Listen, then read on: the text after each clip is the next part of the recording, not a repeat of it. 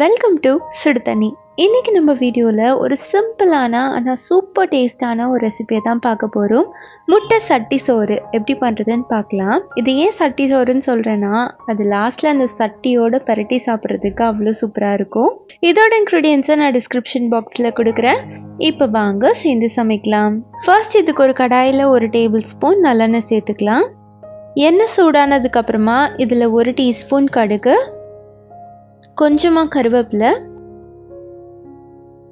1 பச்சை மிளகாய் நல்லா பொடியாக நறுக்கி சேர்த்துக்கோங்க, 5-6 பல் பூண்டு, 1 துண்டு இஞ்சி சேர்த்துட்டு அதோட ஒரு பெரிய வெங்காயம் சேர்த்துக்கலாம்.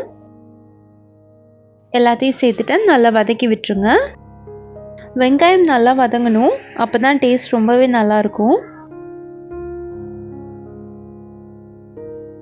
வெங்காயம் நல்லா வதங்கினதுக்கப்புறமா இதில் ஒரே ஒரு தக்காளியை அரைச்சி சேர்த்துக்கலாம்.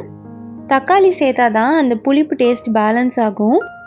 வெறும் காட்டமாக மட்டும் இருந்துச்சுன்னா டேஸ்ட் அவ்வளோ நல்லா இருக்காது. ஸோ கண்டிப்பாக தக்காளி ஒன்றாவது சேர்த்துக்கோங்க. சேர்த்துட்டு நல்லா வதக்கிடலாம்.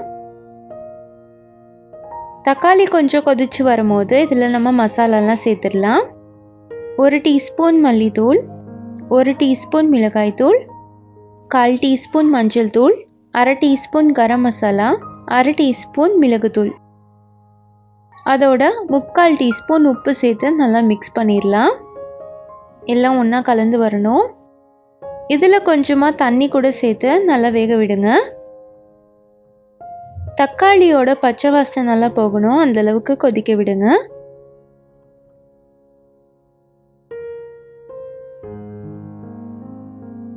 இப்போ பார்த்தீங்கன்னா ஒரு 10 நிமிஷம் கொதிச்சிருக்கு. சிம்லேயே வச்சு தான் நான் வேக விட்டுருக்கேன். இப்போ நல்லா இது எண்ணெய்லாம் பிரிஞ்சு வந்து ரெடி ஆகிடுச்சு. இந்த ஸ்டேஜில் இதோட 2 முட்டையை சேர்த்துக்கலாம். சேர்த்துட்டு நல்லா மிக்ஸ் பண்ணி விட்டுருங்க. முட்டை நல்லா வெந்து வரணும், ரொம்ப தண்ணியாக இருக்கக்கூடாது. அப்போ முட்டையோட ரா ஸ்மெல் அப்படியே இருக்கும். அதனால நல்லா வேக விட்டுருங்க. இந்த மாதிரி நல்லா கலந்து வரணும்.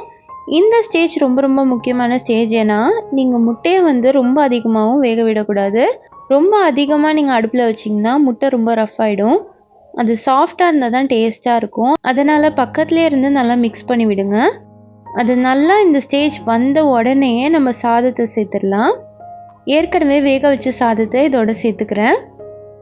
கொஞ்சம் கொஞ்சமாக சாதம் சேர்த்து நீங்கள் மிக்ஸ் பண்ணி பார்த்துக்கலாம். சாதம் அளவு கம்மியாக இருக்கணும், மசாலா வந்து ஜாஸ்தி இருக்கணும், அப்போ தான் டேஸ்ட்டாக இருக்கும். நல்லா மிக்ஸ் பண்ணி விட்டுருங்க. நல்லா கொதிக்க கொதிக்க செம்ம சூப்பராக இது ரெடி ஆகிடுச்சு. உப்பு வேணும்னா இந்த ஸ்டேஜில் நீங்கள் செக் பண்ணி பார்த்துக்கலாம்.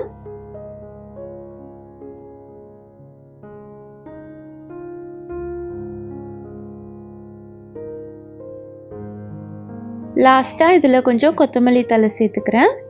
அவ்வளோதான், நம்மளோட முட்டை சட்டி சோறு இப்போ சூப்பராக ரெடி ஆகிடுச்சு. இது லஞ்ச் பாக்ஸுக்கு கூட ரொம்பவே சூப்பராக இருக்கும்.